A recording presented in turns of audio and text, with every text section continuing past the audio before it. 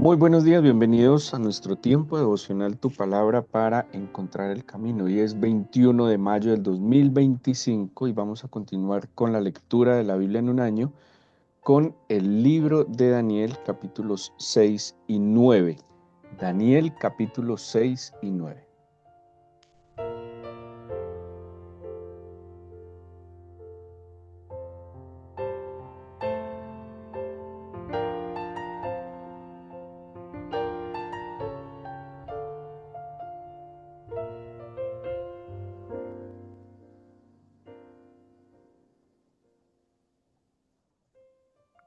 Bueno, los capítulos 6 y 9, bueno, desde el capítulo 6, final del capítulo 5, va a aparecer en escena en la vida de Daniel y en la vida del pueblo judío que ha sido exiliado a Babilonia, los persas, ¿sí? Los medos y los persas.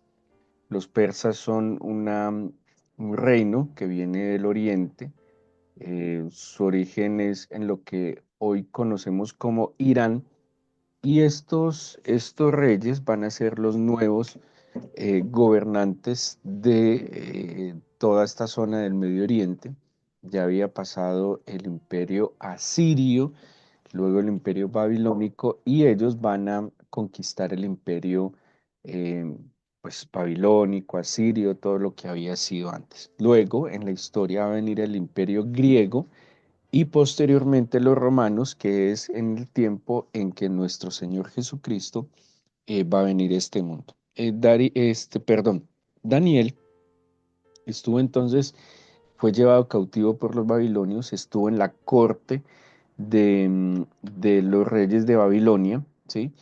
Y, y cuando llegan los persas, pues Daniel también va a estar ahí, y vamos a ver algunas características. Bueno, hay que anotar algo, y es que Daniel tiene, como tiene unos datos históricos que coinciden con los relatos extrabíblicos, también tiene unos fallos históricos que de ninguna manera demerita la intención teológica que tiene el libro de Daniel, porque en el orden de los acontecimientos, lo primero o el primer rey que aparece en escena es Ciro el Grande.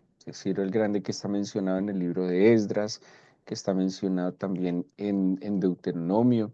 Este Ciro el Grande es el que va a conquistar, ¿sí? A Babilonia y toda la tierra del Medio Oriente, pero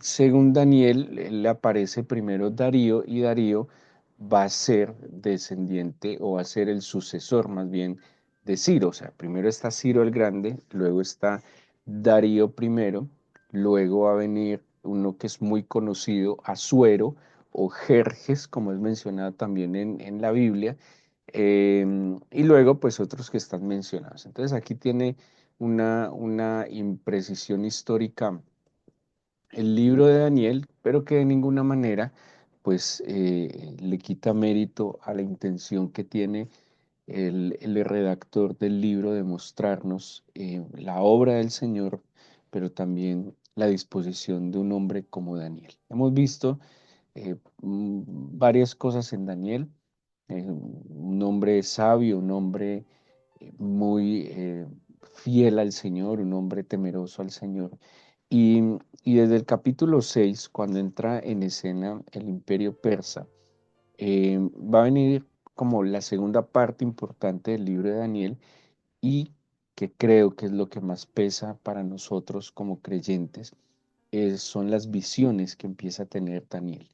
Yo les mencionaba que el libro de Daniel es el libro apocalíptico del Antiguo Testamento, un libro que tomó mucha importancia por allá cuando los judíos estaban bajo el imperio griego, por la época del siglo II antes de Cristo, donde ellos empezaron a experimentar mucha opresión por los seleucos o seleucidas, que incluso profanaron el templo, y que es donde se levanta la rebelión de los macabeos.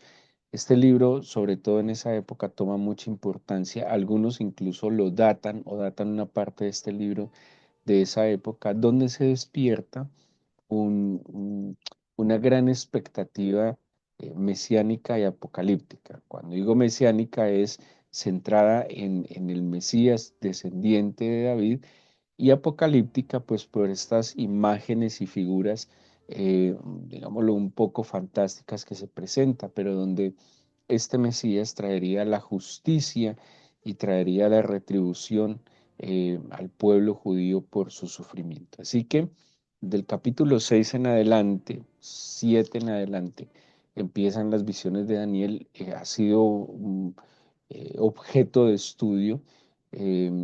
Las visiones de las 70 semanas es una visión extraordinaria, eh, que, que sin duda alguna para nosotros que ya tenemos más o menos más información, pues es mucho más fácil y de manera admirable verla y poderla entender. Vamos a ver entonces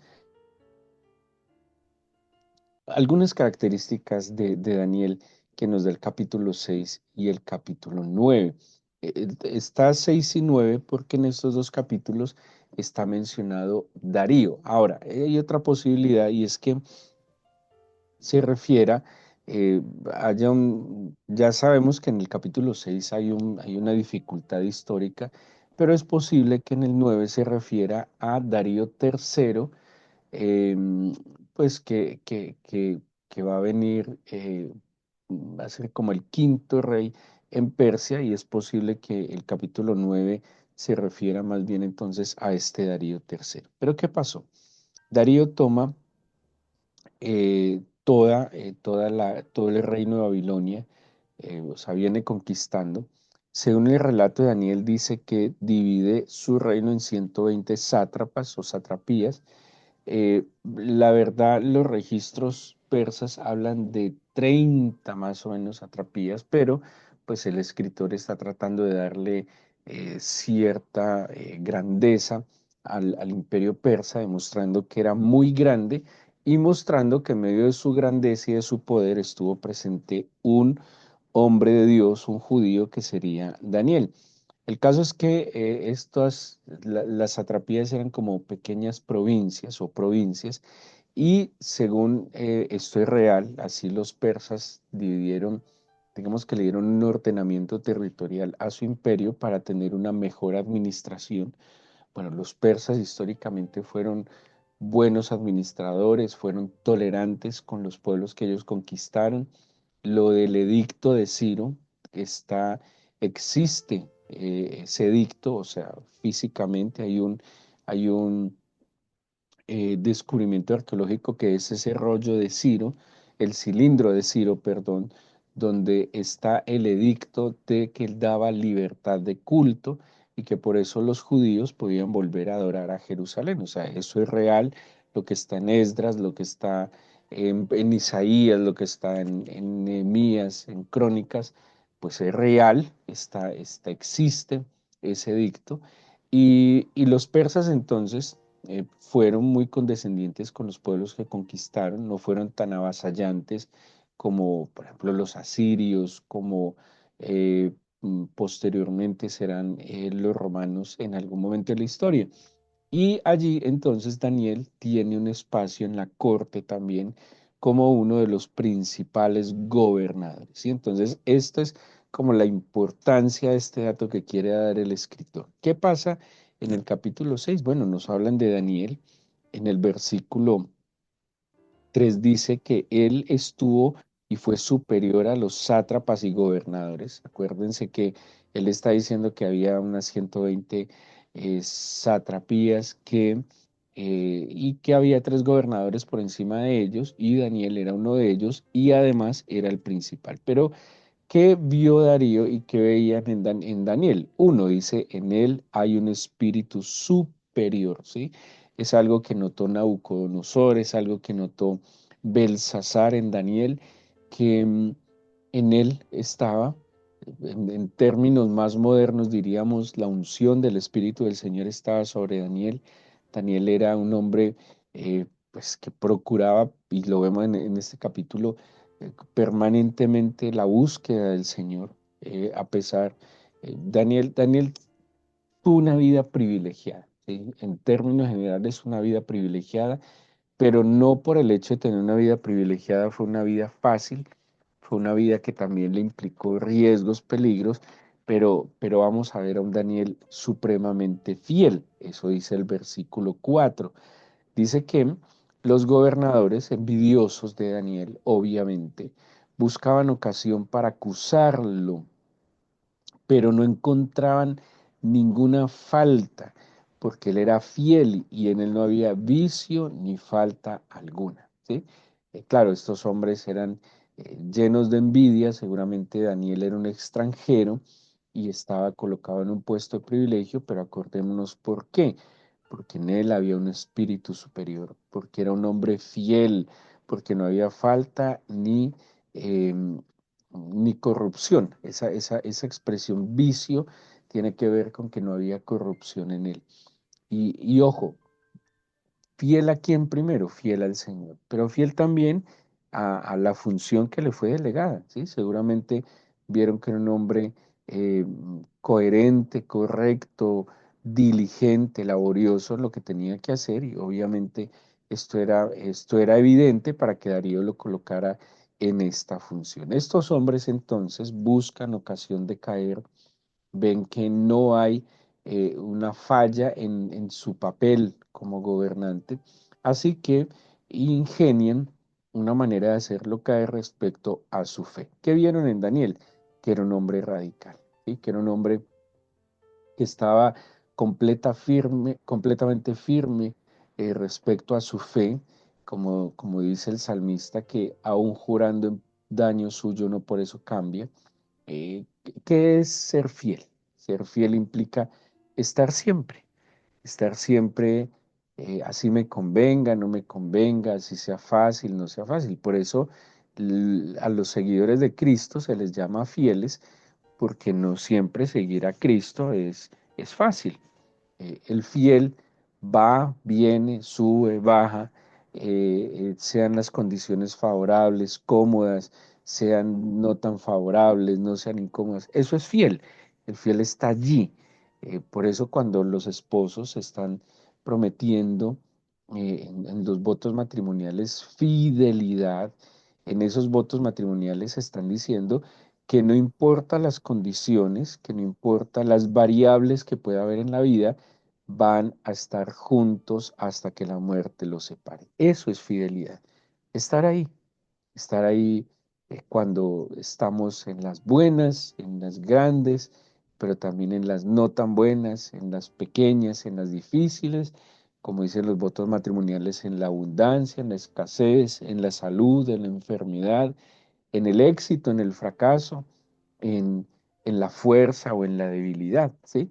Y Daniel es considerado fiel porque permanecía con el Señor, o sea, fiel a sus principios, independientemente de que le fuera conveniente o no. En el edicto, ellos entonces sacan un edicto pidiendo un mes que nadie practicara otro tipo de culto, ¿sí?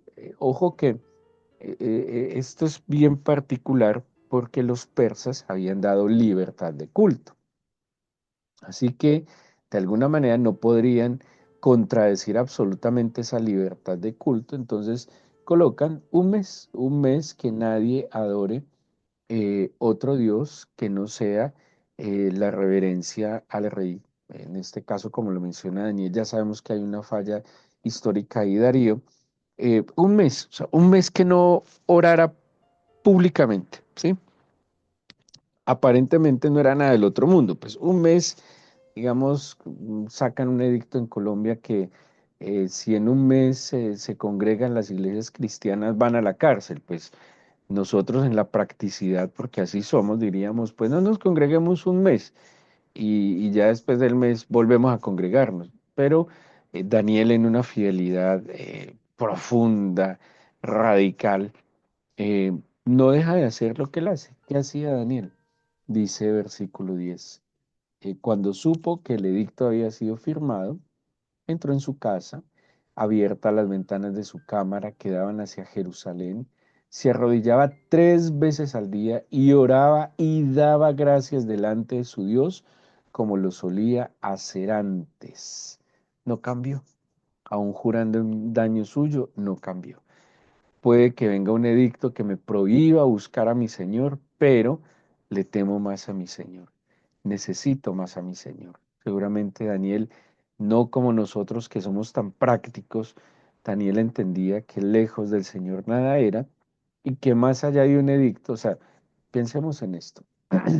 Un edicto, una orden, una política que vaya en contra de la palabra del Señor, obviamente es mala.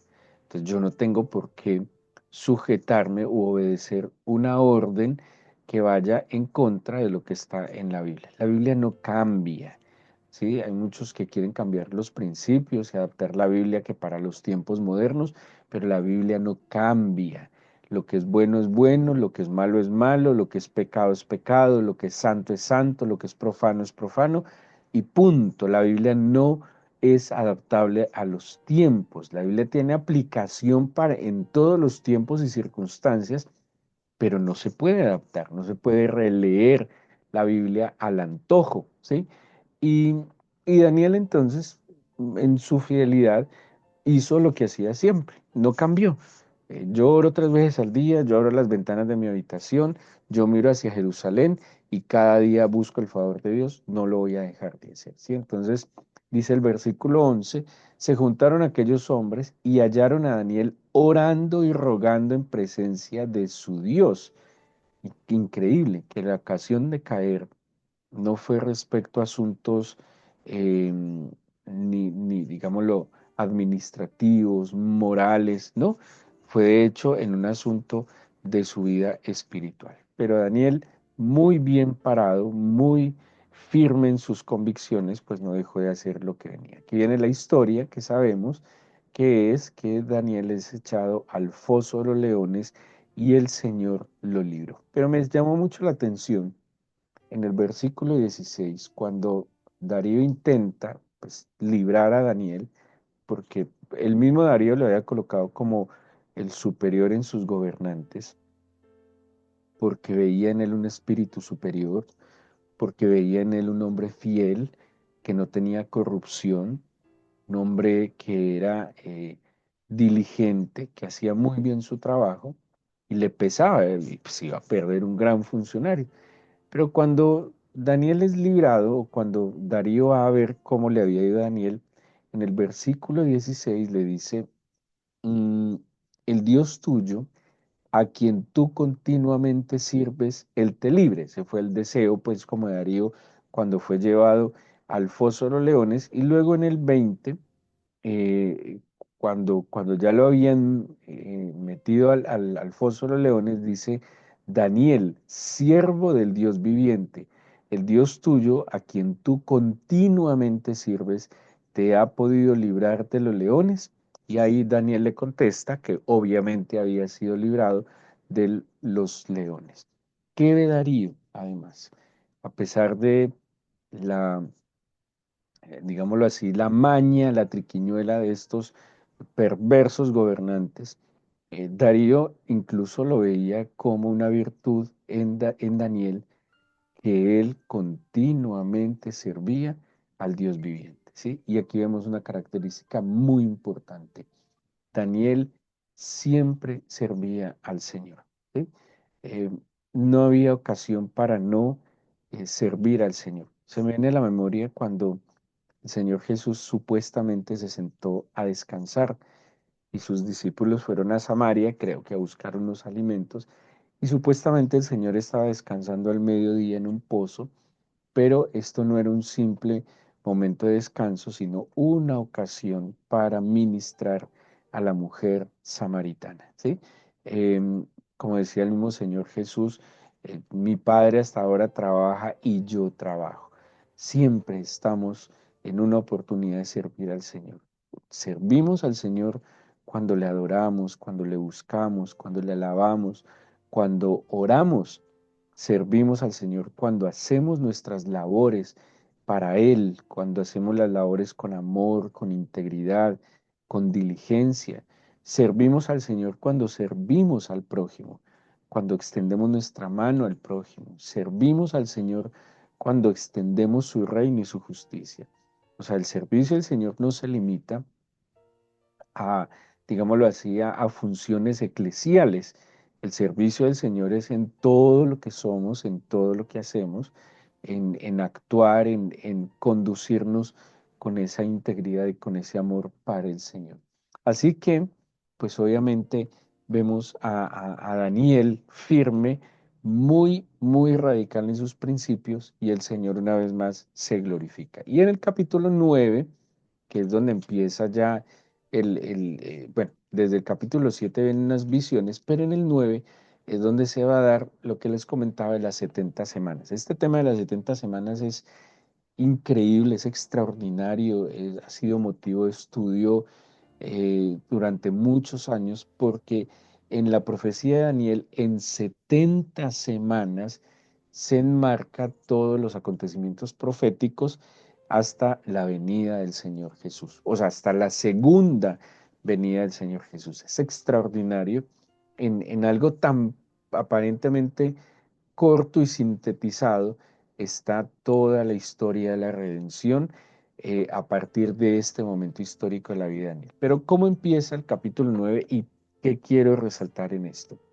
Daniel dice, bueno, habla del año primero, hijo de Asuero, este tiene que ser otro Darío, porque pues Darío primero no era hijo de Asuero. Entonces aquí hay como lo que les decía, una distancia histórica, pero lo más importante es que habla que él, versículo 2 miró atentamente en los libros el número de los años de que habló el Señor al profeta Jeremías, que habían de cumplirse las desolaciones de Jerusalén en 70 años. Y ojo con el 6.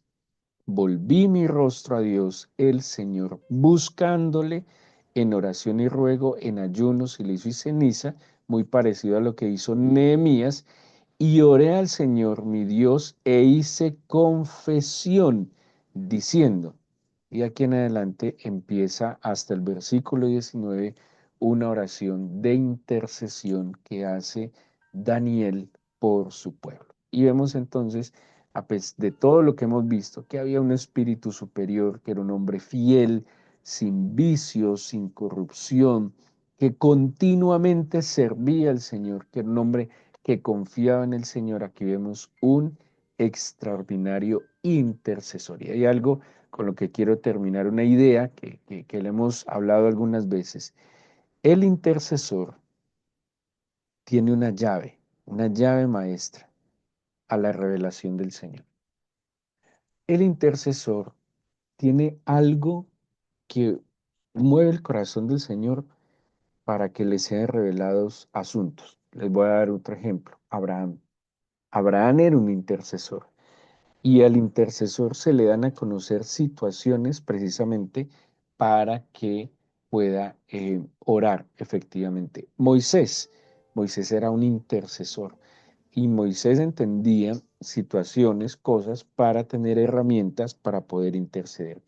Cuando alguien de todo corazón ora, no solo por las necesidades puntuales de otros, sino que incluso intercede por su nación, ora por la necesidad del mundo, de verdad. Ora, no sé, por secuestrados, ora eh, por personas que están bajo violencia, ora por el hambre en ciertos lugares. Bueno, ora, intercede.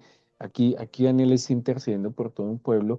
A él le es revelado qué es lo que va a venir, ¿sí? Porque Daniel intercede hasta el versículo 19 y a partir del 20 se da una respuesta y una revelación extraordinaria. La intercesión es una llave maestra que abre la revelación divina de asuntos que el Señor quiere dar a conocer para que sigamos orando. A propósito de eso, pues hay que orar y no solo interceder por las necesidades que el trabajo, que el estudio, que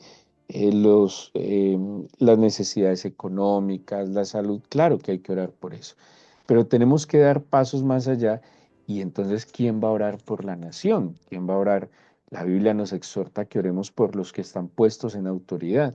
¿Quién va a orar para que el Señor traiga su justicia, su verdad? ¿Quién va a orar por los huérfanos, las viudas, por los que están en condiciones difíciles? ¿Quién va a orar en términos generales por la conversión del que está perdido? Esa intercesión es ese paso adicional que tenemos que dar, que cuando nos sentemos frente a un televisor y veamos una noticia impactante, pues ¿qué tenemos? Una llave maestra, la intercesión. Se van a dar cuenta cómo el Señor trae a la luz cosas que, que va a dar a conocer, planes, propósitos, situaciones, cosas que se estén gestando, el Señor las va a traer a la luz para darnos herramientas para la intercesión. Y hay algo muy especial. El intercesor de alguna manera se pone como en el centro mismo de la voluntad del Señor. Eso vemos en Daniel y después de esta oración de intercesión van a venir visiones, revelaciones que, como les dije, tendrían incidencia hasta el día de hoy y más allá. Así que en esta mañana, Señor, queremos presentarte nuestras vidas, pedirte que inclines nuestro corazón hacia ti, que nos des la firmeza que tuvo Daniel. Dice la escritura, mi muy amado Daniel, procuró tanto estar cerca a tu corazón, Señor, que seguramente lo halló y lo conquistó. Yo te entrego hoy mi corazón, mi vida, acércame a ti. Y permíteme ser una persona en quien esté tu espíritu y que sea evidente. No para obtener lugares en este mundo simplemente, sino para tener el lugar que debo tener en tu corazón. Porque ¿de qué me serviría ganarme el mundo entero si mi alma se pierde? Dígale, Señor, yo te necesito hoy, aquí, para vivir, te necesito aquí y ahora, tu espíritu, la manifestación de tu poder y tu gloria, Señor. Yo te pido que apartes mi vida y mi corazón de la corrupción, de las faltas, y permíteme continuamente servirte. Claro, debo servirte en la iglesia, pero también todos los escenarios de mi vida son escenarios donde estoy llamado a servirte. Y te pido que mi confianza esté plenamente en ti. Y ayúdame, permíteme ser aquellos que utilizan esa llave maestra para abrir tu corazón de una manera especial, como es la intercesión. Hoy te pido entonces que inclines nuestro corazón hacia ti, revélanos las verdades y danos herramientas para orar efectivamente. Danos tu bendición, Señor. Nos encomendamos a ti, al poder de tu palabra y a tu presencia, en el nombre de Jesús.